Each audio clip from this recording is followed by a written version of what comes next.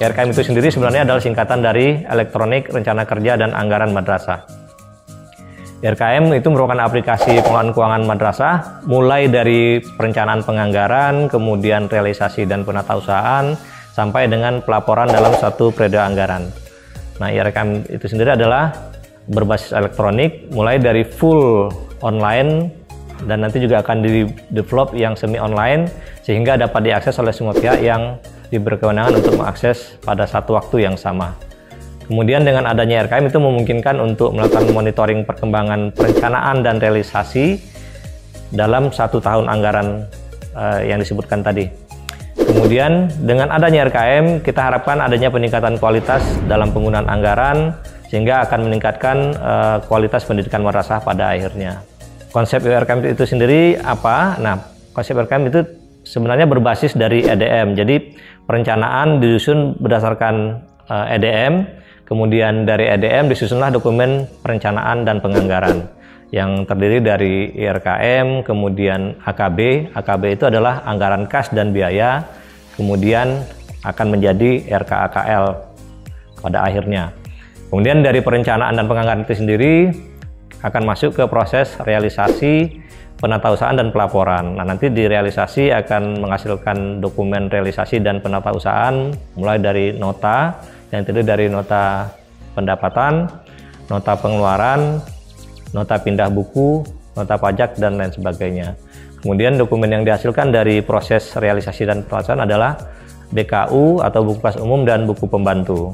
Kemudian dari hasil proses realisasi dan penatausahaan tadi akan dapat dihasilkan laporan, mulai dari laporan BOS, laporan sumber dana lainnya, yang juga nanti di dalamnya ada laporan realisasi anggaran. Nah, kemudian level admin di dalam IRKM. Jadi IRKM ini terdiri dari beberapa level, mulai dari level admin pusat, kemudian ada level admin provinsi, yaitu di Kanwil, kemudian ada level kabupaten kota, selanjutnya ada di level madrasah yang terdiri dari dua, yaitu kepala madrasah dan tim madrasah. Selanjutnya saya akan menjelaskan tentang fungsi dan tanggung jawab dari setiap level admin tadi. Kita mulai dari fungsi dan tanggung jawab dari admin pusat, yaitu terdiri dari memonitor proses implementasi IRKM mulai dari tingkat madrasah, kemudian kabupaten kota dan provinsi. Kemudian memberikan dukungan jika terjadi kendala terhadap aplikasi IRKM, atau dalam hal ini admin pusat berperan sebagai helpdesk-nya IRKM.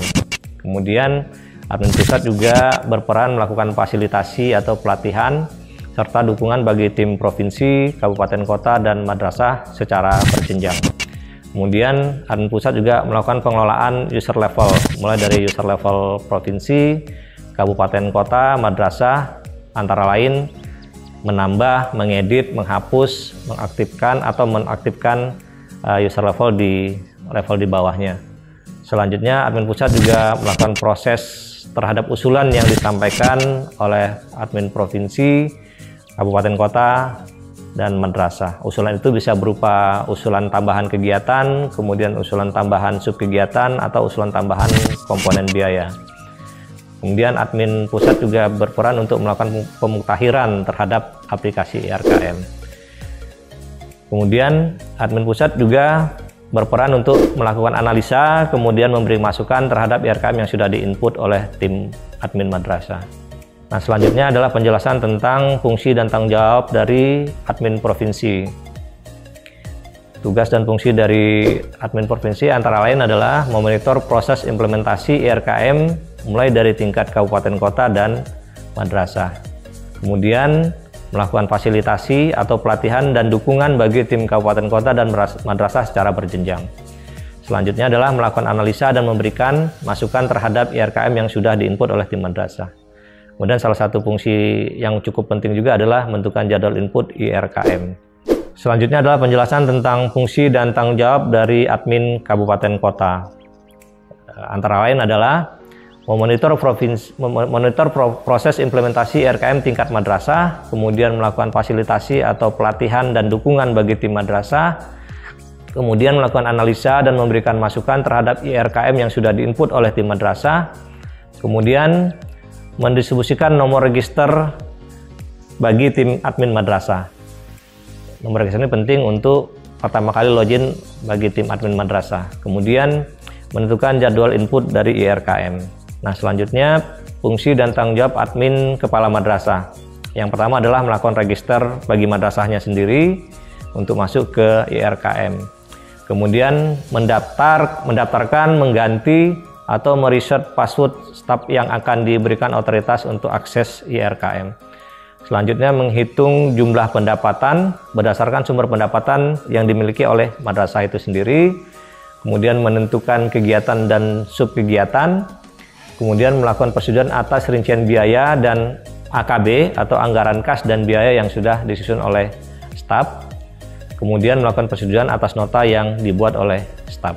Sedangkan fungsi dan tanggung jawab dari admin bendahara atau staf madrasah adalah menghitung rincian biaya atau komponen serta menentukan jadwal pelaksanaan subkegiatan yang telah disusun oleh kepala madrasah.